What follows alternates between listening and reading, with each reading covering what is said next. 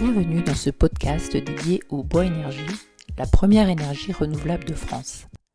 Nous allons vous faire découvrir le concours J'aime ma chaudière bois, co-organisé par le CIB, l'Association interprofessionnelle du bois énergie, et Fibois France. Dans cet épisode, un membre du jury nous révèle son coup de cœur.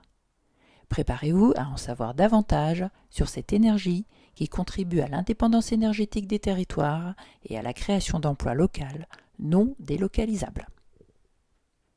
Avec nous aujourd'hui Morgane Le Breton de Fibois France pour nous parler du concours J'aime ma chaudière bois. Bonjour Morgane Le Breton. Donc oui, bonjour.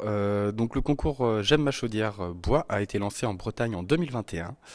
Donc d'abord ouvert exclusivement à la région Bretagne, puis ensuite une deuxième édition a eu lieu l'année d'après où on a invité les Pays de la Loire à participer. Et nous avons organisé à l'échelle nationale cette année avec la co-animation du CIB et de Fibois France le concours en proposant aux régions qui le souhaitaient d'y participer. On a eu 8 régions à répondre.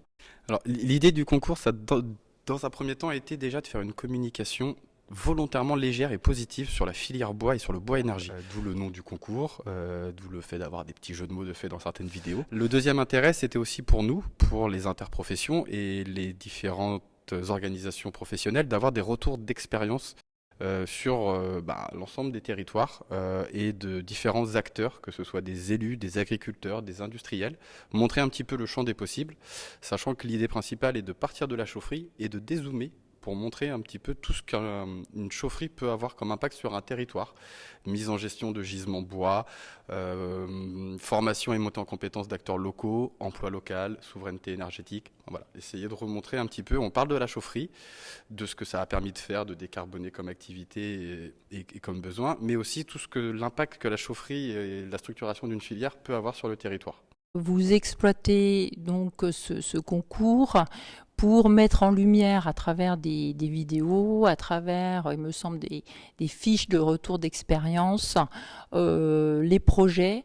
Et ça peut donner des idées à d'autres acteurs du territoire en se disant, tiens, s'ils l'ont fait comme ça là-bas, pourquoi pas nous ? C'est un petit peu ça aussi l'idée ? Exactement, c'est en partie et même essentiellement ça l'idée, d'avoir ces acteurs sur des territoires avec des projets en fonctionnement, avec déjà plusieurs années de fonctionnement qui permettent aussi d'avoir un recul sur le comportement d'une chaufferie dans le temps. On se rend compte aussi, et comme dans beaucoup de secteurs, on est des associations, on essaye de faire la promotion des bonnes pratiques sur les projets, mais la parole de pair à pair, de pro à pro, a vraiment une forte importance. Donc montrer à un agriculteur laitier que chez un tel qui est un agriculteur laitier, on a pu installer une chaufferie bois, on a pu valoriser son bocage, c'est beaucoup plus parlant avec l'exemple concret mis en lumière, alors par une fiche référence, par un podcast, par une vidéo. La liberté derrière reste aux animateurs en région de mettre en lumière en fonction de ce qu'ils peuvent et veulent faire.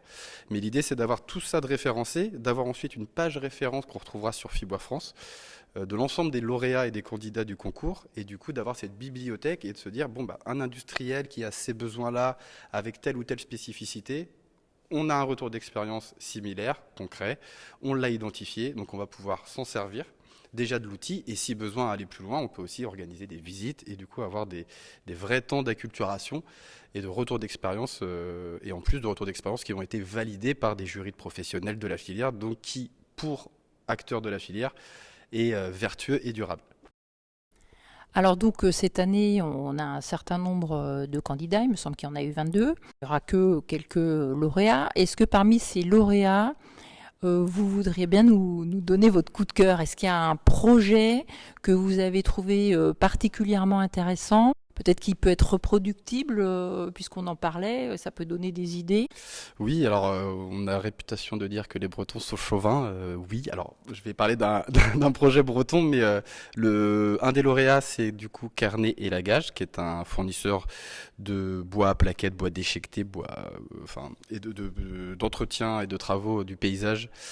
Donc c'est un acteur de la filière qui travaille le bois, qui alimente déjà des chaufferies et qui a fait du coup le choix d'installer sur son site propre une chaudière pour avoir du coup répondre à ses besoins de chaleur pour ses parties tertiaires, partie bureau, partie vestiaire de ces équipes techniques. Et en même temps, ils ont un parc de bâtiments à la location. Et du coup, ils se sont servis de cette chaudière pour déployer un réseau de chaleur. Du coup, ils alimentent ces résidences très rurales, dans une zone très rurale, avec une énergie renouvelable. Leurs bureaux aussi, ils sont fournisseurs, donc ils auto-alimentent par leur activité leur chaufferie. L'approvisionnement est ultra local, puisque la plateforme de stockage est à 200 mètres de la chaufferie. Donc c'est aussi un bon retour d'expérience pour aussi montrer que dans des besoins de décarbonation, les entreprises du bois en auront aussi, et qu'on peut aussi répondre à des besoins de chaleur et d'énergie pour nos entreprises du bois. Aujourd'hui, le bois énergie, une structuration de filière bois peut se faire à l'échelle d'un petit territoire. Du coup, vraiment avoir de l'emploi local, avoir une souveraineté énergétique à l'échelle d'un territoire. Donc ça peut être à l'échelle de la région, à l'échelle d'un département, ou moins que ça, à l'échelle d'un EPCI. C'est répondre aussi à des objectifs qui sont portés au national de transition écologique, de décarbonation. Mettre une filière bois sur un territoire, c'est à la fois pouvoir répondre à des besoins en énergie, mais c'est répondre à d'autres choses. C'est augmenter notre puits de carbone. Ça va être du coup de porter des filières de valorisation du bois qui aujourd'hui sont sur des filières de bois d'œuvre. On ne plante pas un arbre pour en faire une bûche aujourd'hui et ce ne sera jamais le cas. Donc travailler une filière sur un territoire, c'est travailler du gisement bois d'œuvre, travailler du gisement bois énergie, sa biodiversité, son tourisme, son puits de carbone, et tout ça a un impact local, voire ultra local. Merci Morgane Le Breton. J'ajoute que toutes les infos sur le concours J'aime ma chaudière bois sont à retrouver sur les sites web du CIB et de Fibois France. Pour conclure ce podcast, rappelons que nous pouvons réduire notre dépendance aux énergies fossiles et décarboner nos territoires et industries en utilisant le bois énergie. Merci de nous avoir écoutés et n'hésitez pas à nous suivre sur la page LinkedIn du CIB pour plus d'infos.